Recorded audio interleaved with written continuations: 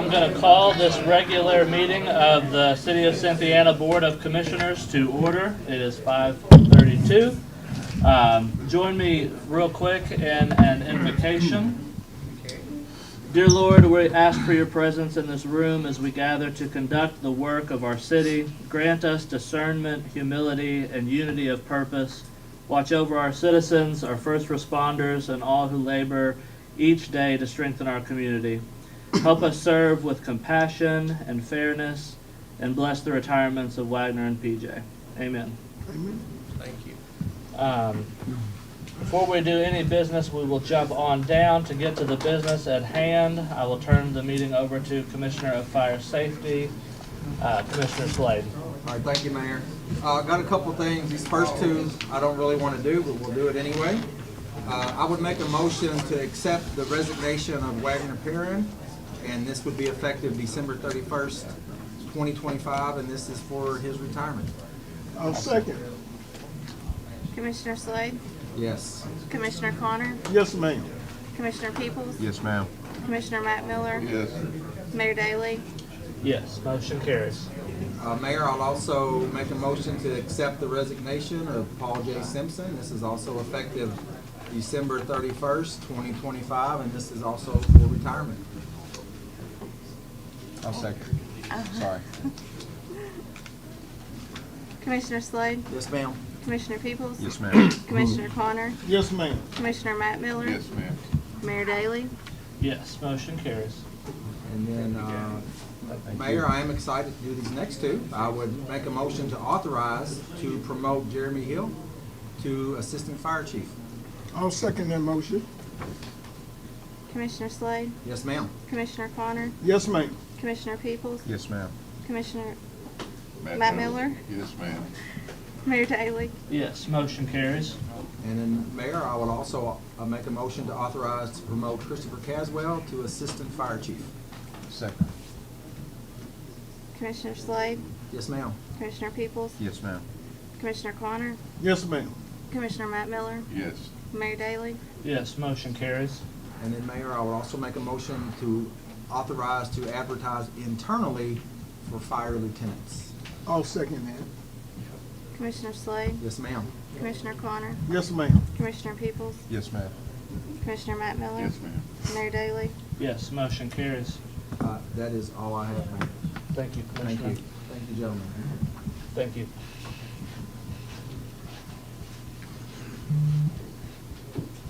Going back Thank to you. the top of the agenda tonight, I will entertain a motion to approve the minutes from the December 16th special meeting as submitted. So moved. I'll second. Commissioner Slade? Yes, ma'am. Commissioner Connor? Yes, ma'am. Commissioner Peoples? Yes, ma'am. Commissioner Matt Miller? Yes. Mayor Daley? Yes, motion carries. Everybody get comfy. I'll now turn it over to John Lair, Attorney John Lair, for our second reading of ordinance number 1684, the ordinance amending the special events permits. Mayor, I found time today to do a summary. So Good deal. we're from 8 pages down to just 3 pages. Perfect. How about that? So this will be a summary of ordinance number 1684. The following is a summary of ordinance number 1684 prepared in accordance with KRS 83A060 subparagraph 9 and ordinance amending ordinance 1661 relating to special event permits, creating guidelines for the issuance of special event permits to regulate events on, within, or impacting the public right-of-way, including but not limited to streets, sidewalks, alleys, or parks in the city of Cynthiana in the interest of public health, safety, and welfare, and requiring vendors at special events to obtain a temporary occupational license to conduct business within the city limits. The ordinance provides for the following. The ordinance provides definitions, including but not limited to applicant, city, parade, special event, and vendor. The ordinance requires that any person or organization seeking to hold or sponsor a special event obtain a special event permit from the city. The ordinance specifies the information which must be contained in the application for the permit. The ordinance sets out standards for the issuance of special event permits and provides a procedure for the application, a portion of which depends upon whether alcoholic beverages will or will not be served. If the special event is a parade, as defined in the ordinance sets out additional information which must be provided in the application. The ordinance also provides for exceptions, which include but are not limited to funeral processions, governmental agencies acting within the scope of their functions, routine display of sale items adjacent to businesses, and individual persons or small groups of persons exercising his or her constitutional rights in a spontaneous manner as allowed by the First Amendment of the United States Constitution. The ordinance also provides for a temporary occupational license for vendors and provides for payment of temporary occupational license fees. This section is required to be published and read verbatim, and it reads as follows. Section 7, temporary occupational license. As a condition of the issuance of a permit, every vendor must possess an occupational license with the City of Cynthiana and must comply with the provisions of Ordinance 1450 as amended. Any vendor at a special event which does not have a permanent business location within the city limits of the city must apply for and obtain a temporary occupational license, which will enable the vendor to conduct business at the special event for a period of time not exceeding 3 consecutive days. It shall be unlawful for any vendor to conduct business at a special event without possessing either an occupational license for a permanent business location in the city limits or a temporary occupational license under this section. The temporary occupational license fee shall be the sum of $10. An application form for the temporary occupational license shall be made available at the office of the city clerk and shall be available to each applicant for a special event permit. It shall be the responsibility of the applicant to ensure that each vendor possesses the applicable occupational license prior to conducting business at the event. The applicant shall collect the completed application and the $10 temporary occupational license fee from each vendor and remit the license fee along with the completed application to the office of the city clerk prior to the commencement of the event, at which time the temporary occupational license will be issued. Each vendor shall prominently display the temporary occupational license at the location where the vendor is conducting business at the special event. Any vendor not having a permanent business location within the city who fails to prominently display the temporary occupational license required by this section may be required to discontinue business at the special event until such time as the temporary license may be obtained and displayed. Any vendor which obtains a temporary occupational license for a special event shall be exempt from filing an occupational license tax return under Ordinance 1450 as amended, as it would pertain to net profits derived from sales at the special event. Any church or other charitable organization which is exempt from payment of federal income tax under the Internal Revenue Code as amended shall be exempt from the provisions of this section. The ordinance further provides that the applicant may be required to provide liability insurance, indemnification, and sets forth standards for revocation of a permit. The ordinance provides a procedure for appeals and a penalty for violations of the ordinance, which is also required to be set out in full and which reads as follows. Section 12, penalty. Whoever violates any provision of this chapter for which no other penalty is specifically provided shall be guilty of a misdemeanor and shall be fined not less than $100 nor more than $500 for each offense. The ordinance further provides that it supersedes Ordinance 1384 relating to parades and parade permits, with Ordinance number 1384 being expressly repealed. The ordinance is effective upon approval, passage, and publication as required by law. Nice. Thank you, John. I will entertain a motion to approve the second reading of ordinance number 1684. I so move. I second. Commissioner Connor, Yes, ma'am. Commissioner Matt Miller. Yes, ma'am. Commissioner Peoples, Yes, ma'am. Commissioner Slade, Yes, ma'am. Mayor Daley. Yes, motion carries. Thank you all. I do not have a Virgie report as we're coming out of the holidays, but I do have some updates and meetings later this week that I wanted to share with the commission. If you weren't in City Hall today, the financial audit is underway. We will be having a pre-construction meeting for the Country Club project, the wastewater line, this Thursday at 9 o'clock. We will be having a pre-construction meeting on Friday at 10 o'clock for the West Side Columbia Gas Project. That's going to be replacing service line for 149 customers. Everybody on the west side, they're calling it the Broadway Avenue area, so I call it the west side. If you live on that side of town, you should be getting one of these letters in the mail, and it's a pretty complete packet talking about what the project is doing. So I just wanted to help them out by sharing that with the commission. So if anyone has any questions for you, you'll have this to go to hopefully answer anything that a constituent would ask out there.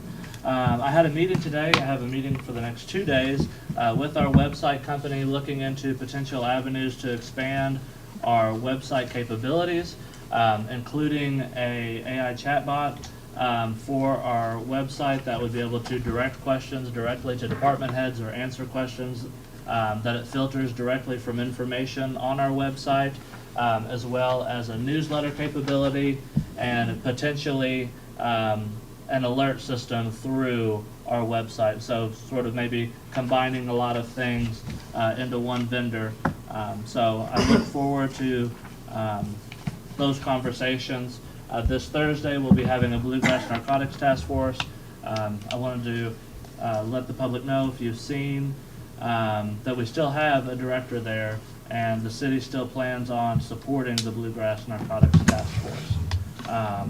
I also have this to read in regards to the MLK Parade on Monday, January 19th, 2026. The Unity and Peace Community Worship Service will celebrate the life of Dr. Martin Luther King Jr., and it will be held at Victory Baptist Church in Cynthiana at 213 North Locust Street with Pastor Elder Kirk Ragland. The community march will begin at 10:15 a.m. at Victory, with the community service beginning promptly at 11 a.m. with Pastor Elder Marvin L. Gross from Little Zion Missionary Baptist in Avon, Kentucky. He is a Cynthiana native, as a guest speaker. Chili and sandwiches will be provided after the service for your enjoyment, and they invite the whole community to come together to celebrate Dr. Martin Luther King Jr. in unity and peace. And that is all for my report. I will go to the Commissioner's report. Commissioner of Public Property and Finance, Commissioner Matt Miller. Thank you, Mayor. As usual, we have some bills to pay. I'm putting this in the form of a motion. In the general fund, our bills are $199,110. In our water and sewer fund, our bills are $94,253. And we have one additional one-time payoff to make today for our pay off the loan for our new fire truck. It is $285,563, and we cashed in a CD that we had at Stockyards Bank that was used as collateral for that loan, and it was beneficial for us at this time to cash in the CD and make the payment and pay off the fire truck. That was $285,563. I make a motion for the second time to pay these bills. Second. Commissioner Matt Miller, Yes, ma'am. Commissioner Slade, Yes, ma'am. Commissioner Peoples, Yes, ma'am. Commissioner Connor, Yes, ma'am. Mayor Daley. Yes, motion carries. Oh, that's all I have, Mayor. Thank you, Commissioner. Commissioner of Police Safety, Commissioner Peoples. Yes, couple of things here, and I'll start with one that is not on the agenda, but it's just to authorize, I want to make a motion to authorize a $2 raise for Dennis Mabry, our new high school SRO, per the incentive training policy. He's turned in those certificates, and it is approved for them. I'll second that. Commissioner Peoples, Yes, ma'am. Commissioner Connor, Yes, ma'am. Commissioner Slade, Yes, ma'am. Commissioner Matt Miller. Yes, ma'am. Mayor Daley. Yes, motion carries. Thank you. Next, I would like to make a motion to accept the resignation of William Likens effective January the 16th. I'll second that. Commissioner Peoples, Yes, ma'am. Commissioner Connor, Yes, ma'am. Commissioner Slade, Yes, ma'am. Commissioner Matt Miller, Yes, ma'am. Mayor Daley. Yes, motion carries. Thank you. And lastly, this is technically property, but myself and Commissioner Slade have been tasked with the negotiation process for 139 East Pike Street. So I just wanted to give a general update that negotiations have ceased and there has not been an agreement made. So I will leave it there. If we would like to dive deeper into that tonight, fully understand, but it is not necessary. Say that again, please. Negotiations have ceased. There has not been an agreement made. Okay.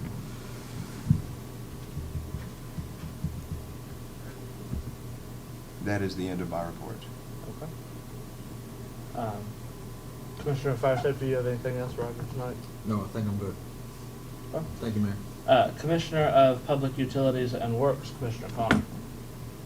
Thank you, Mayor. I've got Todd Wentham and Brandon Eads here, which we have been working on our lead lines here in Cynthiana. Basically, ever since I've got elected back into my second round of serving, this has been a topic. And we had the 27 to get this project completed. There's a bunch of communities within the state that hasn't even started on this. And Tottenham's done a awesome and amazing job. We are completed on our side of all lead lines. We got 2 on the customer side, and we're waiting for some grant money and so forth there to be able to get that completed. But this is an amazing accomplishment by a community that is as old as Cynthiana. You would have thought we would have had a lot more, and to come find out we're not near as out of date as what some may think. And I'm very proud of the guys. And Brandon, if you would like to get up and explain to everybody how this process works, I would very much appreciate that. Me to just kind of give a short summary from beginning to end. So I'm Brandon with the distribution team. So this all dates back to the Flint, Michigan ordeal. Ever since then, the lead line program has been, it used to be if you found lead, you had to take it out. And after this, it became more of a seek and destroy. We had to go look for the lead. And once you find it and inventory it, take it out. Like you said, this Friday, we took out our last lead on our side. We do have 2 customers have lead on their side. Hopefully when that grant money comes in, those will be the first 2 we go after. The other thing we have, it's called galvanized requiring replacement. These are galvanized lines that are downstream of lead or suspected to have been downstream of lead at some point in time. So even if we found copper during our inventory over the past couple of years, we still had to say, was this copper in 1920? If you couldn't prove that, you had to assume that maybe at some point in time it was lead. So we have 330 or so customers that they got letters sent back out this past week. So if you got a letter, it says those 2 got letters saying that you do have lead. Those 330 says that your galvanized may have been downstream of lead, and galvanized can catch lead particles and then redistribute those later on. So that's why those have to come out. That will also be what the grant money goes after. It'll be a long process. Removing 300 lines is not something that a plumber can do quickly. If any citizens got those letters and have replaced their lines and know they do not have galvanized, if they can reach out to us, we can get you checked off.